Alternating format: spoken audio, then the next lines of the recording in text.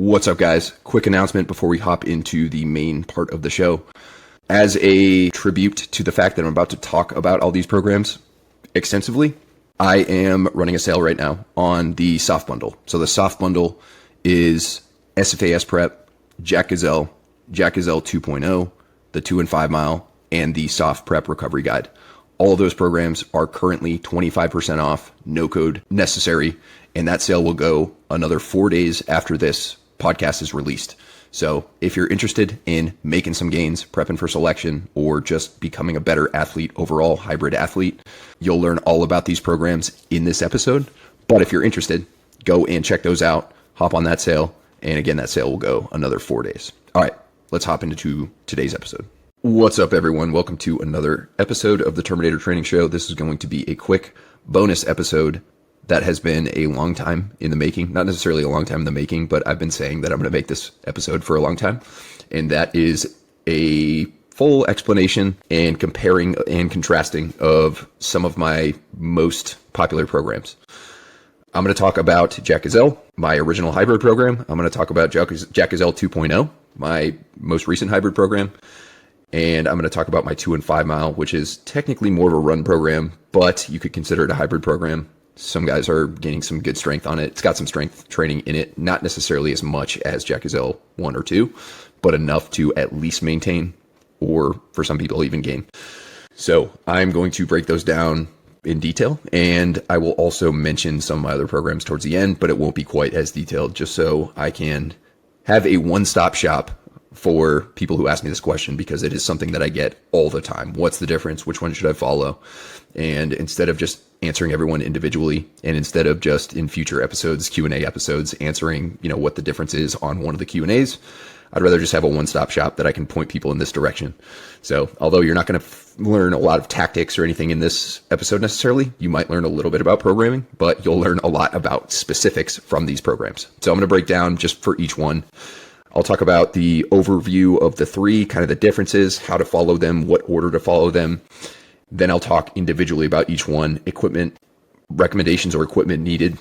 I will talk about the setup and the structure, like the entire program, as well as the weekly structure, strength, conditioning.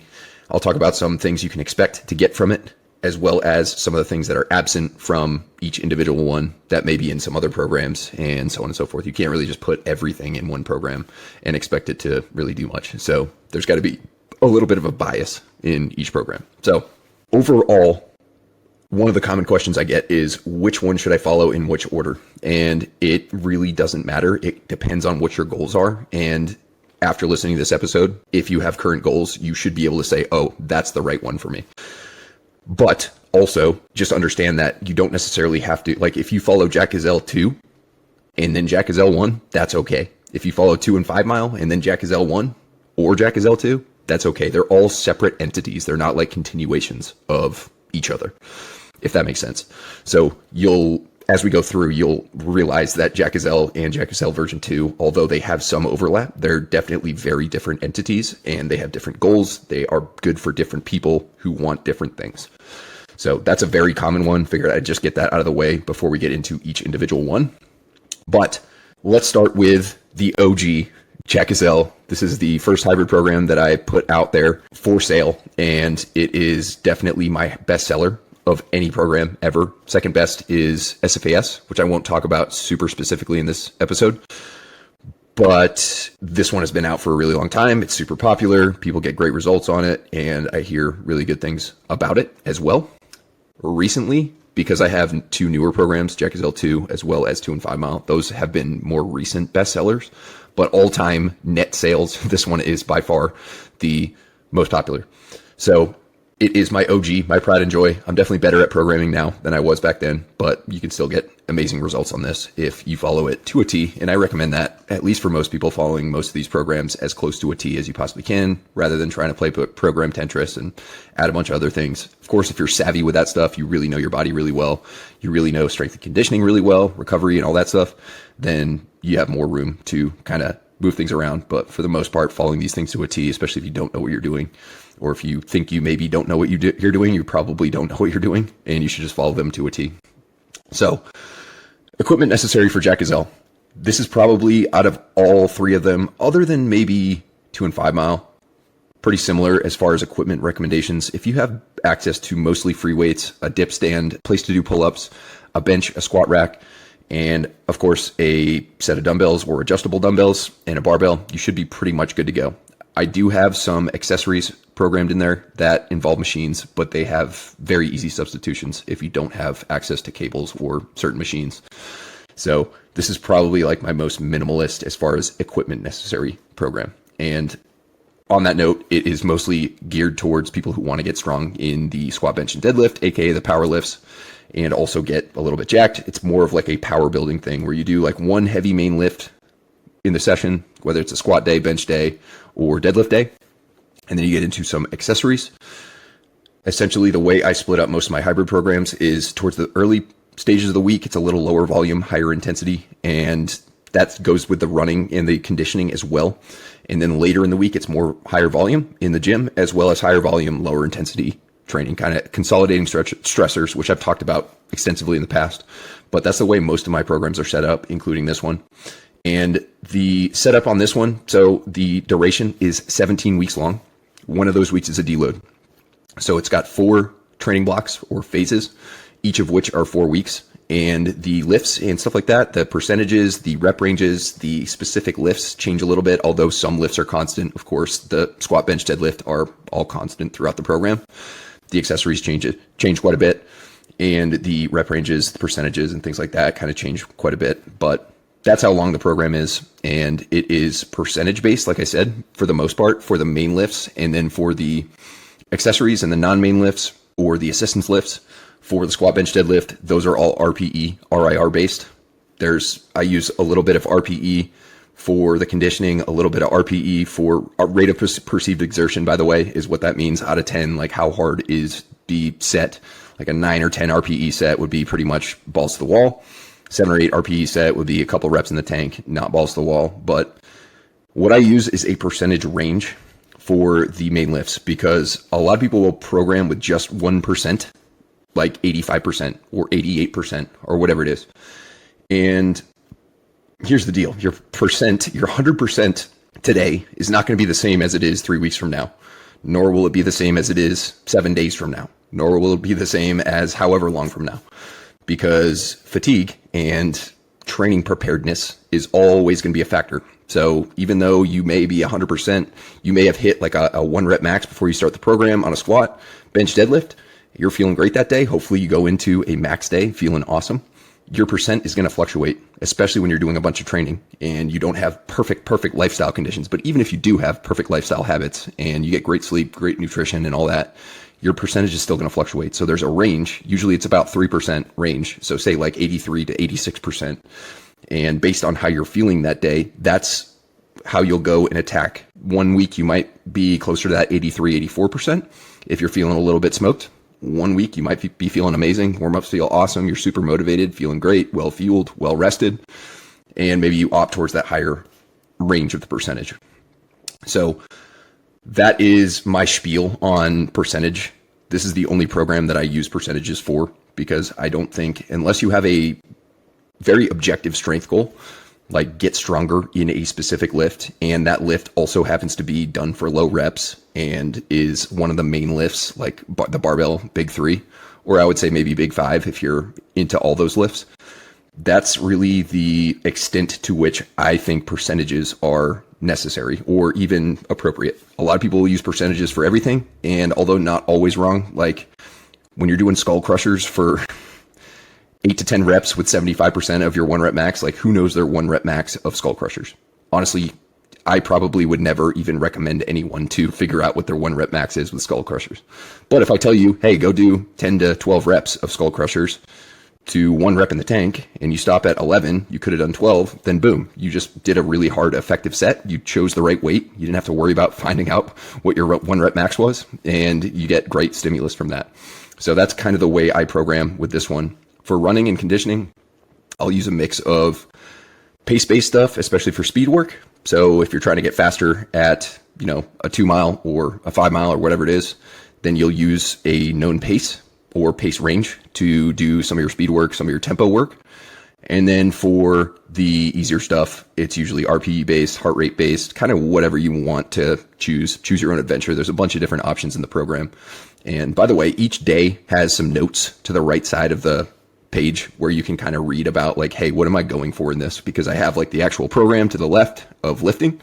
Right in the middle is the conditioning. And when I post this on YouTube, I might give a sample week of each of these programs. But if you're listening, basically left to right is strength, conditioning in the middle, and then all the way on the right is notes about the entire day of training. So it kind of covers pretty much everything. There's a pretty extensive intro as well with FAQs in all of these. My intros have gotten more extensive in the past just so I can try and answer questions that I sometimes might get, and I may not be able to get back to the person immediately just because I get lots of questions. So I've got in all of these programs a nice solid intro that tries and answers most of the potential questions I'm going to get. It has exercise substitution options. Although Gazelle, this one does not have it. The other two programs have demo videos for every single exercise to my YouTube where you can go and watch a demo. But anyway, let's get a little bit more into the micros. So the week to week. Every single week in this particular program, the split is the same. It is, let's assume we're on a 7-day week, Monday through Saturday, or Monday through Sunday. It would be Monday lower, Tuesday upper, Wednesday off, Thursday lower, Friday upper. And then the weekend, there's some conditioning. So that's how the lifting split is throughout the entire time. Again, the lifts are going to change a little bit. One week might be a deadlift focused day on Monday. The next week might be a squat focused day on Monday. And then on Thursday, you'll hit either whichever one you didn't hit that day for like your main lift. And then you'll hit an accessory for like squat or deadlift for your secondary lift. And it'll be a little bit higher volume day. That day has just more general volume than day one. Day one and day two are like the main lower rep strength biased lifts for, again, lower body, whether it's deadlift or squat, depending on the week.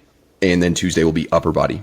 And I like to what's called consolidate stressors. I've talked about this quite extensively in the past, but on hybrid programs, there's lots of different ways to split it up. But on this one, it is mostly high intensity, low volume towards the beginning of the week, and the opposite, a little higher volume, lower intensity towards the end of the week. And that's both for strength work and conditioning work. So the way the conditioning is set up, it's kind of choose your own adventure, which conditioning modality you want to do. But generally, it's either going to be a speed work session running, hills, or flat repeats on Monday, or it's going to be air bike sprints or rower sprints on Monday. And if you have more of a running goal, you can do runs weekly or almost every week if you'd like, but it fluctuates back and forth just because I want it to be a little bit more well-rounded. But you can make certain substitutions. If you read through the intro and the FAQs and things like that, you have a goal that you want to bias a little bit more. You can make those little small changes and again, choose your own adventure for conditioning. And then it has a recovery day, like an easy recovery session on Tuesday. Tuesday and Friday are both like easy recovery cardio. And then Thursday is going to be a tempo run. And I always tell people, but I'll just reiterate it here. If you would prefer to move that tempo run, because the tempo is doubled up with a lower body session, and if you want to be a little more fresh for that tempo run, you have more of a running goal, you can move that tempo run to Wednesday and then just go into your upper body session. A little bit fatigued, lower body session on Thursday, a little fatigued from that tempo run, but I've talked about this quite a bit recently. Generally, you can still get a good solid training session in the gym if you're a little bit sore and fatigued from running and vice versa. So that is definitely an option. Again, that's if you want to be a little more fresh for that tempo run. And then Saturday, the weekend, is going to be long day. So it'll be a long run or a long ruck, or maybe alternate back and forth, or it'll be if you prefer swimming or biking or something like that, you could do that.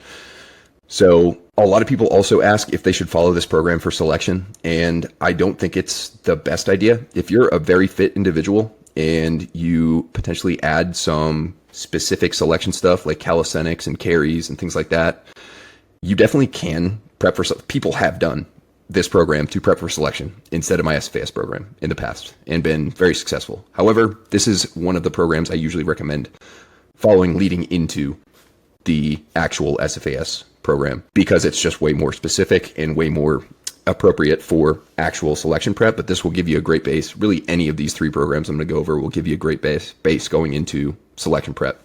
So what can you expect from this program as far as improvements and results? You're definitely going to get better at the squat, bench, deadlift. I got a story reply the other day from a guy who was only through phase 3, and he's already put 50 pounds on his bench. So not to say that like, you know, you couldn't get 50 pounds on your bench from another program, and his bench, honestly, his bench was pretty damn good. I want to say he went from 245 to 295, give or take. So that's really, really good for 12 weeks, 13 weeks if you include the deload. And he's not even done with the program. So you're definitely going to get stronger at those 3 lifts. Results vary though. It really depends on tons of different factors. Your genetics, how well trained you are, how strong you already are versus how not strong you are.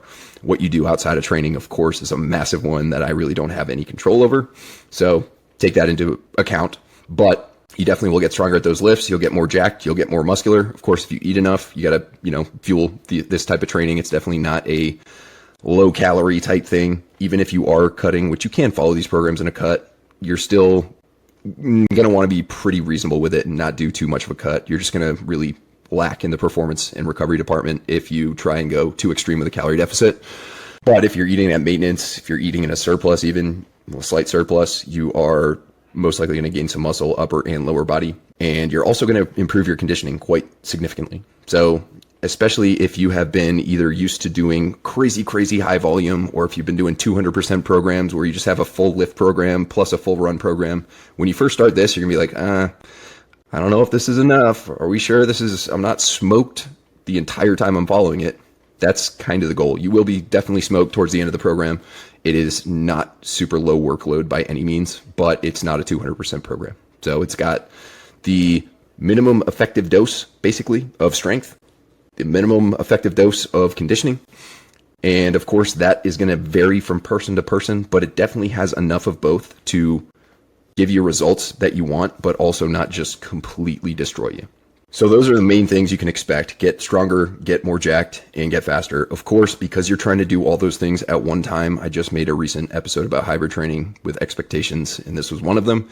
You're not going to have as big a delta as you would if you were just doing a powerlifting program. You're not going to gain as much strength as you would on a hybrid program when you're basically your recovery reserves and your fatigue is being spread to multiple different disciplines. So obviously that should be expected. Like if you are prepping for a powerlifting meet, you have nothing else to prep for, this would not be the program for you. But if you're prepping for a powerlifting meet and also, oh, by the way, a couple weeks later, you want to run a 10K or something like that, this would be a great program for you. So some of the things it's lacking is a lot of like sprinting speed and quickness and power. Like you're not going to do much jumping. You're not going to do a lot of very, very short sprinting. So just keep that in mind. This is basically just get jacked and strong and get better at running. It's not as well-rounded as, say, Gazelle 2.0, which I'll get into here in a second. But you also will not see a ton of calisthenics, like specific calisthenic work. If, like I said, if you're prepping for selection and using this program, despite the fact that I just warned against it, you will have to add your own calisthenics and you'll have to kind of work that in. And you're not going to become a hand release push-up and pull-up savant. Although there are pull-ups in it, and I think there are, I'm not sure, I can't remember if there's push-ups, but there's definitely weighted dips and things like that. There are definitely calisthenics, but they're mostly for like more strength biased. So they're weighted. They're not trying to get you like really, really good at doing high reps. So just consider that. And then there's no like Metcons or strongman or carries or anything like that in this program, which is another thing that you want to consider for SFAS Prep, because that's basically Team Week in a nutshell. However, I'll get into this here in a bit, but Gazelle 2 has some of those things in it. So that is Gazelle in a nutshell. Hopefully that covers it pretty extensively and can give you a good idea of whether it's the right program for you right now, or maybe in the future, or sometime down the road. So let's get into Gazelle 2.0, which is so far the bestseller of 2025. And just to reiterate, this is not a continuation of Gazelle version 1. So when I start talking about things, you're gonna be like, that sounds really different than Gazelle version 1. And that's because it is. It's a completely different program. So the main goals for this program are to give your joints a little bit of a break. So if you do follow Gazelle and you come into this program, you will notice that there's a lot more joint friendly exercises, a lot fewer like very low rep sets, a lot less focus on the squat, bench, deadlift. Those lifts are still included in the program, but just not quite as extensively and not quite as, really focused on getting strong as fuck in those lifts. It's more focused on gaining muscle, but also doing it in a more longevity friendly manner. So there's a lot more machines in this program. There's a lot more cables in this program. There's a lot more options to make adjustments to certain machines and equipment to make it more joint friendly. So for example, if bench press bangs your shoulders up, there's an option to do Swiss bar bench where you have like more of a neutral grip, or Swiss bar or Cadillac bar, the cambered Swiss bar, because that's just a better position for most people's shoulders to be in. And for pull-ups, for example, instead of always just wanting to go and do regular pull-ups on a straight bar, throw some angles 90s on, or rings, or you do neutral grip chin-ups. And it's usually more comfortable, more joint friendly, and just as, if not more effective, most likely more effective, because it's not going to bang your joints up, so you can continue to add weight and train and improve.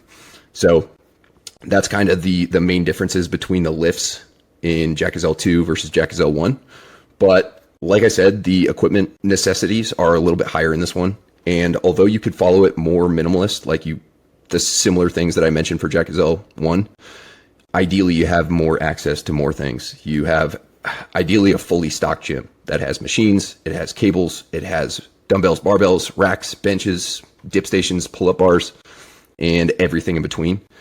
Ideally, if you want to make really long-term gains and you're serious about it and you want to feel good the entire time and not always be just banged up, then giving yourself access to more equipment is a massive thing that I recommend for most people. A lot of people are like, oh, I want to take this really seriously, I'm all in.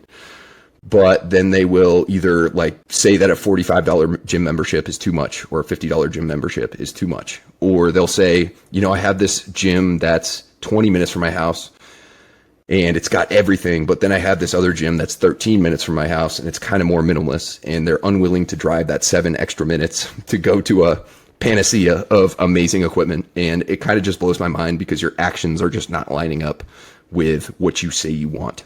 So I've ranted about this before, so I'll kind of spare you guys. But that one thing that just kind of like pisses me off about certain people when they say they want the world as far as training results and they want to feel good, but they refuse to give themselves access to anything other than free weights and a barbell, basically. And that's just not a great longevity friendly way to train. Nothing wrong with those lifts, but doing those lifts 365 days a year, not ideal, especially as you get older and more banged up. And you've spent years and years and years, like I have and like many people have, just grinding through barbell lifts and refusing to use machines and not really listening to your body and not really paying great attention to volume and load management as well as execution. All things that really come into play when staying healthy or trying to stay healthy. So like Jack Gazelle version 1, there's a very extensive, detailed intro that answers a bunch of questions that I think people are potentially going to ask. And with this one, there's also a library of demo videos for every single exercise, including exercise substitutions. So if you are one of those people that doesn't have access to certain things that are programmed, you can go into the substitution library, find something, put it in there, and good to go. As far as duration, this is a little bit different than version 1. It is 15 weeks long. It's got 3 phases, and the deload week is not necessarily programmed in there. It's got the actual template for the deload, but you can throw the deload week in when you want. The good thing about that is some people don't need deloads exactly halfway through a program, or exactly a quarter of the way, or exactly, a quarter of the way and 3/4 of the way. Some people need them a little later. Some people need them a little sooner. And it kind of depends on multiple different variables, but it could also depend on, what's going on in your life. If you're going on vacation, or if you have a crazy week where you're going in the field all week, that is a great week to take a deload. So although it's optional, I definitely recommend taking it at some point. But again, you can kind of just plug it in whenever you want. As far as the lifting split, so the lifting split is going to be different in each phase. In phase 1, it is lower, upper, upper, lower. And that is Monday, Tuesday, Thursday, Friday. So you're hitting a lower body lift Monday, and then you hit upper body. It's more push-pull. And then you have on Wednesday a fresh tempo session or something faster as far as running is concerned, whether it's tempo or tempo intervals or cruise intervals or fartlek. And then you'll hit upper again on Thursday because I want to make sure that people's lower body's a little bit more fresh going into that second lower body session, which is again higher volume, just like Jack Gazelle version 1. And so I put the second upper day 2 days after the first upper day, but it's more arms and shoulders focused. So it's a little bit of overlap with Tuesday, but not quite as much. And I love that split. It's a great one. And then phase 2 is just like Jack Gazelle version 1. It's lower, upper, Monday, Tuesday, Thursday, Friday. And the running and conditioning split is a little bit different. And by the way, in this program, although you definitely can make substitutions for a different form of cardio, it's definitely more run biased and ruck biased. So you'll notice on the weekend sessions that every week is either a long ruck or a long run. And of course, if you have just running goals, you can make every session a run. If you have just rucking goals, or if you're just a little weaker at rucking, or if you just have no desire to run at all, then you can just do a ruck every weekend. Totally up to you, but it's definitely less. You won't see a, conditioning medley or something like that. You won't see a bunch of different options. There are non-impact sessions for sure on like easier weeks. There's some cross training in there, but it's definitely more run biased than Gazelle version 1. But anyway, that was a tangent. Back to the phases. Phase 3 is going to be a very unique split. So it is Monday push plus 1 quad exercise. So upper body push plus 1 quad. Tuesday is upper body pull plus 1 hamstring or glute exercise. Friday, so there's a couple days, you're going to have a fresh run. I believe it's on Wednesday. Then you're going to have a rest day on Thursday. And then Friday is going to be a full lower body session. And Saturday is a full upper body session. And then Sunday is the long run in this one. So the rest day in phase 3 is on Thursday, not Sunday. There is an option to kind of push everything forward. If you like to take Sunday off, that's totally fine. But it'll be a little bit different. But those are the 3 weekly splits. And again, it's just more bodybuilding focused, but you still will hit like a big solid main lift for low to moderate reps in most of the training days. So you still will gain strength. It's just not as specific, like percentage based, and it doesn't have the squat, bench, deadlift, the classic ones every single phase. It'll have a bunch of variations of those. So this program is definitely more fun, I would say, than Gazelle version 1. It's just got more stuff in it. Everything is a little bit more unique and changing, and I think that makes it enjoyable. As far as conditioning, it varies week to week. So depending on what the lifting split looks like, that's kind of how I set up the conditioning. But you can expect to do speed work, you can expect to do tempo work, you can expect to do a long run, and you can expect to do also some strongman conditioning and or some metcons in this one. So I think most of the phases have either a strongman session or a metcon session towards the end of the week. And that is one thing that makes it a little bit more appropriate to use this program for SFAS Prep, but still I would suggest SFAS Prep because it's much more specific. But that is one difference between this one and Gazelle version 1 is you get a little bit of carry work, you get some sled work, you get some metcons where you just go crush yourself for a little bit. The way I program metcons is very different than most metcons you'll see. It's not just, the goal is not to just destroy yourself. It's to do actual well-intended training that isn't just going to beat you up, but is also pretty short. So it's very short, intense. And that is usually the way I recommend doing metcons, unless of course you're like a competitive CrossFit athlete. You may have to do some longer, more intense ones or with like higher skill lifts. But also there's more run variety in this one. So you will see long runs, you'll see speed work, repeats, you'll see tempo intervals or cruise intervals. You'll see continuous tempo runs, you'll see fartleks, you'll see even some hills, whether it's short hills, long hills. And you'll also see easy runs with some pickups in them. So basically like mid-run strides where you pick up for 20 to 30 seconds and then go back down to easy. You'll see some post-run strides in this one. And so there's definitely more run variety. You'll learn more about different types of runs. And this one, I would say you would make significantly better, maybe not significantly, but measurably better run gains on this one than you would on Gazelle version 1. Generally speaking, of course, situations vary, but some of the unique things that I use in this one that I don't use in most of my programs, just because most of my programs are a little bit more simple and not quite as intended for like advanced lifters who really, really want to take things seriously and really maximize everything and optimize everything. That is literally like what my favorite thing to do. And as far as programming is just make things that don't really matter all that much to the average person, but do matter in the margins. Like, for example, intensity techniques. So drop sets, myo reps, rest pause sets, partial reps on a lot of isolation lifts, especially towards the end of the program. So if you're trying to like optimize muscle growth and hypertrophy and, you know, really sculpt your body, then this program is excellent compared to Gazelle version 1.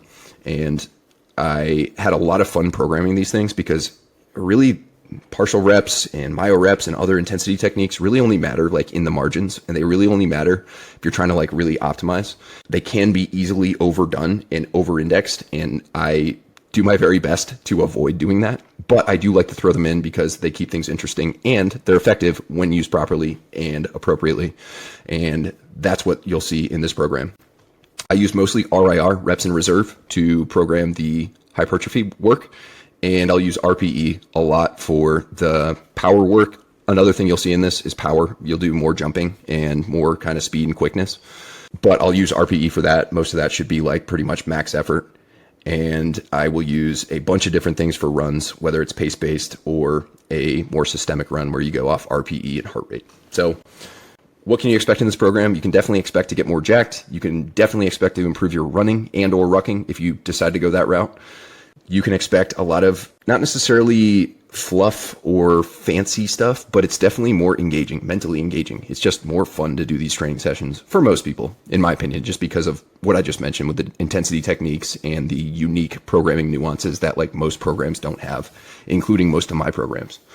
You can absolutely expect to improve your carrying ability, your strongman ability, your short duration work capacity through the Metcons and things like that.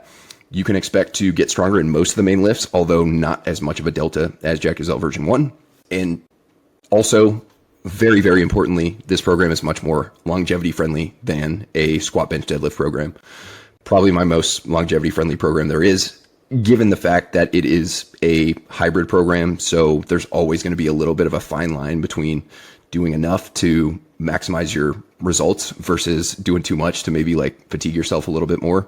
But if you go about it and listen to your body and you recover really well and you do the right things and you follow the program as it's laid out, you make necessary exercise substitutions and so on and so forth, then it can be a very, very longevity friendly program because of the exercise selection. And of course you got to execute the exercise as well. But that was kind of my goal with this, is to make it beat people up a little bit less than Gazelle version 1. Not that doing a power building program and getting strong in those lifts is bad, but if you were to just do that over and over again, you'd probably run into some points of diminishing returns and not feel great. So that wraps up Gazelle version 2. And let's get into the 2 and 5 mile. So obviously it's called the 2 and 5 mile run program because it's biased towards getting better at running 2 and 5 miles. Those distances are specific to most Army special operations. You're going to get tested in 2 milers. You're going to get tested in 5 milers. And turns out if you can run a fast 5 miler, you can also run a fast 2 miler. There's obviously some differences. Some people are way slower at a 5 mile than they are at a 2 mile, relatively speaking. Other people are more even. Of course, your per mile pace on a 5 mile is going to be slower than your per mile pace on a 2 mile, assuming you're going all out on both. But this is kind of a blend of those two different things. So some of the work is going to be geared towards 2 mile running, 2 mile pace based on your 2 mile pace, as well as some of the work is going to be based on 5 mile, the like tempo stuff and fartlek stuff. Originally, this was supposed to be a run program through and through, but I am starting to lean more towards calling it potentially a hybrid program because I've heard from several people that they've gained strength on it. The strength in this program is way less than what you'll see in either of the Gazelles, but it is enough to, at minimum, maintain. If you're really strong and you've been training for a really long time, you might not gain much strength in this program, but you absolutely would be able to maintain it. If you're a little newer to lifting and you got a long way to go to hit your potential, then you'll absolutely most likely gain strength on this. Of course, if all the ducks are in a row outside the gym and you follow the program to a T. So this program is 14 weeks long, broken down into just 2 phases. And out of those weeks, you'll also see a test week halfway through. You'll see a test week after the program to gauge your progress. There's like a week 0, like go and test your 2 mile time, your 5 mile time, and see where you're at. And then you'll do that again about halfway through. And then you'll do that again at the end to kind of gauge how well you progressed. Additionally, very, very important, if you don't have a good solid running base, this program has a running base built in. So if you want to get faster in a 2 and 5 mile and you're like, shit, I have not been running at all, instead of starting the program on day 1, you can go into the intro, which has a very detailed description of how to do base work. And you can follow that up until there's specific instructions on how to gauge when your base is good to go to start the actual program. If you already have a base, of course, start with week 1. If you're partially through your base phase, there's instructions on how to continue your base phase using my base phase building plan. And then you can go from there. The run split, it will vary phase to phase. Phase 1, there's a speed day, an easy day, a cross training day, a tempo day, and a long run day. Phase 2, there's a speed day, an easy day, a rest day, a fartlek day, a tempo day, and a long run with quality. So in phase 2, you're going to see more intensity. So the lifting in phase 1 is going to be 3 days a week. The lifting in phase 2 is only going to be 2 days a week with an additional optional calisthenic day for people who want to improve their calisthenics. And that's intentional because phase 3, the running intensity is going to be, phase 2, the running intensity is going to be very, very high. So because of that, I dialed back. It is a running program, so I dialed back the lifting to allow for enough recovery for the running portion of the program, because that's what the bias is. So quickly on the lifting split, phase 1 is going to be full Monday, Wednesday, Friday. Phase 2 is going to be full Tuesday, Thursday, the main lifting days, and Monday, if you want to work on extra calisthenics, you absolutely can do your calisthenic work on Monday. It's programmed in there, but it's optional. Whoever wants to can do it. Whoever doesn't have to. As far as programming strategies, I use RPE, RIR, and then for the running, we use paces. This one is definitely more specific as far as the run programming is concerned. The paces to shoot for, the RPEs, all that, everything's covered in the intro. The intro is very extensive. Exercise library, exercise substitutions, demos, lots and lots and lots of different explanations on different types of goals and different programming nuances that are included in the program. Because again, I like to just think about beforehand all the questions I'm potentially thinking I'm going to get, and I like to answer those. Some people still ask me because they don't read the intro to programs. All that work for nothing, but you'll notice that I take a lot of time and effort, and I'm very meticulous with my intros to these programs because I just think that it is part of the process to actually understand what you're about to get into rather than just see a Word document with some exercises, reps, and rest intervals on it and then just go from there and hope it works. So I know not everyone reads these intros, not everyone goes through them, but I still include them because I know a lot of people take it very seriously, and they do. What can you expect in this program? You can definitely expect to get a lot faster in your 2 and 5 mile. How much faster? It will depend on your current running ability, first and foremost. So as far as deltas, if you are a little bit less savvy of a runner, maybe you're running a 42, 43 minute 5 mile and a 16:30 2 mile or something around there, you can expect to get significantly faster on this program. Experiences vary, but I have heard of guys cutting 5-6 minutes off their 5 mile and 2-3 minutes off their 2 mile. The shorter the run, the less significant of an improvement you'll make, just because shorter runs, there's just not as much overall time. Longer runs, you'll see bigger deltas, but definitely have seen results like that. If you're already pretty damn good at running, I wouldn't expect to drop, if you're running a 32 minute 5 mile, you're not going to knock 5 minutes off your 5 mile in that amount of time. It's just going to take a lot longer for you to do that. But you could probably expect to knock 1.5 to 2 minutes off and maybe 30 to 60 seconds off your 2 mile. That would be a pretty reasonable expectation if you're already pretty damn fast. And that's a lot of improvement in 14 weeks. So it may not sound like much, but when you're already damn good at running, it's just harder to make progress. That's really the case with pretty much any fitness discipline. Of course, unless you've just been training terribly your entire life and you're just naturally really good at running, and then you get on a good solid program, then you might make significant, serious gains, but usually that's not the case. So additionally, you can expect to improve your PFA or physical fitness test numbers. Of course, this is going to be more army biased, but there's hand release push-ups, there's lots of pull-ups, there's hex bar deadlifts in there. There's no ball toss or sprint drag carry work or anything like that, but those are really not all that difficult. And I think they took the ball toss out anyway. And if you're in really, really good running shape and you're not completely uncoordinated and like a major NARP, you should be able to just go crush the sprint drag carry. And then the plank is kind of on you. I can't remember if I have plank in there. I think I have some optional plank work in there, but plank is not hard to program. It's not damaging. It's not fatiguing. So you can do planks all the time. There's literally no excuse for not being able to hold the plank for 330 or 340, whatever it is. I know it's boring and it sucks, but like plank is so fucking easy to train for. You just do planks all the time and you don't really have to worry much about recovery because it just doesn't damage you at all. It's literally an isometric lift. But anyway, enough on planks. Some of the things that you can also expect depending on your current fitness levels, especially in the gym. Like I said, some people gain strength on it. At minimum, I would expect to maintain strength. At the very worst, maybe gain some strength on certain lifts depending on the person. But absolutely has you covered as far as the strength work. Like, you're not just going to go and do this program and lose 100 pounds off your squat or deadlift or bench press or whatever it is. That's not what's going to happen. If it was just running, you might lose some significant amount of strength. That's a long time to not do any lifting.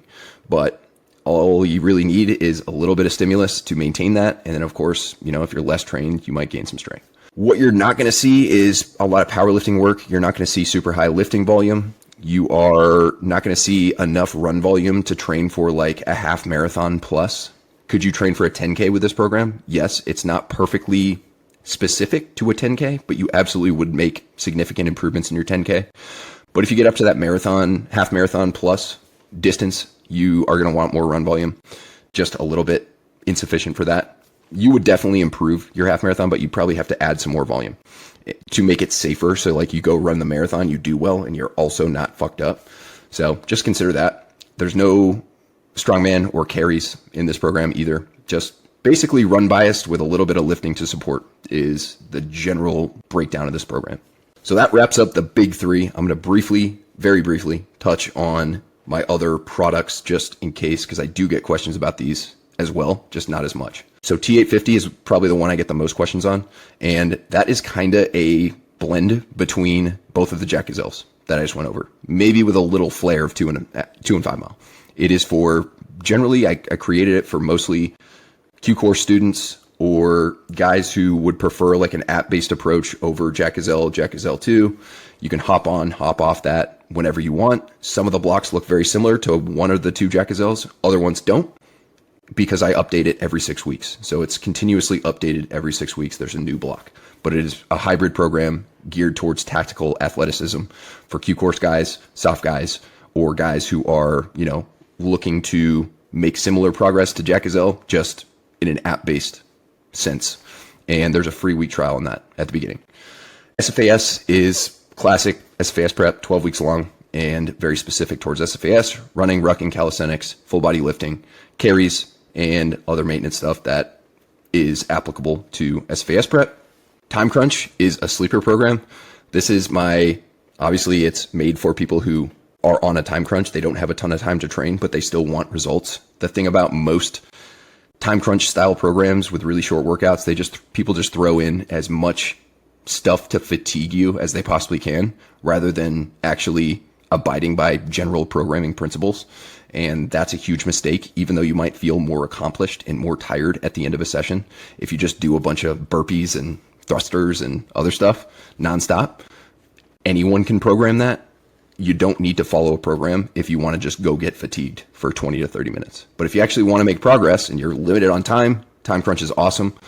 Most days there's 2 main lifts with 2 accessory lifts. And depending on your strength, depending on how long it takes you to warm up and things like that, the workout should take 20 to 30 minutes. And then also, if you're kind of on a time crunch sometimes, but you want a little bit more volume certain days, maybe you have better recovery or you have more time, then there's options to add more volume into each session. So you can do that as well. That's only an 8-week program, but it's a great one. And I get great feedback on that one. I just don't talk about it as much because less people ask about it. And then Kickstart is a more beginner friendly program, garage gym friendly, with basic equipment, similar equipment to Jack Gazelle, except you don't need any machines. And that's 3 days a week, full body. I believe the last phase has an additional 4th day optional. So that one is a great program if you are more of a beginner, or even if you're advanced. I actually did this for a while, certain parts of my military career where I couldn't really dedicate a ton of time to training. I would just follow Kickstart or something very similar, 2 to 3 days per week, full body, and got great results on it. It's a great adjunct for people who usually train maybe 4 or 5 days a week, but right now for whatever reason they can't, but they still want to hit good solid full body sessions. That is an awesome one. So that's Kickstart. And then 19-week Hypertrophy is what it sounds like, 19 weeks long, and it is purely focused on gains. I believe that one has 4 phases, maybe even 5. I believe it's 4. And nothing super fancy about that one other than the fact that it is, I would say the strength programming looks mostly like Jack Gazelle version 2. So it's a little more hypertrophy biased, but you'll definitely gain some strength on it. So Bro Split is my last program that almost no one knows about because I don't talk about it very often, but it's a great 10-week program on Train Heroic. It is not a training team. It's just a 10-week program. You purchase it, you follow it, you have access to it, and you can follow it whenever you want. It does not update like T850 does just because it's a one-time program, but it is called the Bro Split Plus because it is what I call an educated bro split. So bro splits, for those who are not aware, is basically when you train one muscle group per day. So you have like a chest day, you have a back day, you have an arm day, you have a shoulder day, you have a leg day. Well, this program's the same, except on each day, there's a secondary muscle group that is targeted. So you'll do like push plus quads. And the next day you'll do pull plus one hamstring exercise. So it's got extra volume, so you're still hitting each muscle group at least twice per week, but each day has like its main focus and then just like one secondary exercise. So that's what I call an educated bro split. There's also a little bit of conditioning in this one. If you want to make gains but also maintain your conditioning, this would be a better option than hypertrophy. There's no conditioning in hypertrophy. You could add some, but it's pretty high volume. But Bro Split Plus actually has that, and again, that's on Train Heroic. All these will be linked in the description here too. And lastly, if you want to learn how to recover from all of this stuff, especially if you are prepping for some sort of SFAS selection of any kind, or if you just want to improve your recovery, then you can check out the recovery guide. It's a 67-page ebook that just breaks down exactly how to eat, sleep, and manage your life in a way that is pro-recovery. And it's got very, very detailed breakdowns of exactly how to maximize your sleep, has detailed breakdowns of how to determine what your maintenance calories are, how to calorie cycle based on what you're doing, peri-workout nutrition, hydration, stress management, and then it also briefly touches on all the things that people think are very important for recovery, like foam rolling and cryotherapy and massage and cupping and dry needling and all that stuff. I think I have one paragraph on all those things because they don't really work all that well. So if you want to recover better, it is not the sexiest topic, but it is a topic that more people need to learn about because most people have terrible, terrible recovery habits and it shoots them in the foot. So yeah, guys, that is it. That is the breakdown of the big three plus a little bit of an overview of the other programs that I have. And also, as a special offer, don't forget the soft bundle, which is SFAS, Gazelle 2.0, and the 2 and 5 mile, as well as the recovery guide. Those are all on sale. You don't have to buy all of them. You can buy a single one, pick and choose. You can buy 2 random ones. Those will be on sale for another 4 days after this episode comes out. So jump on that if you're interested and go make some gains. So thank you guys very much for listening. I'll be back soon with another episode. Till then, Terminator out.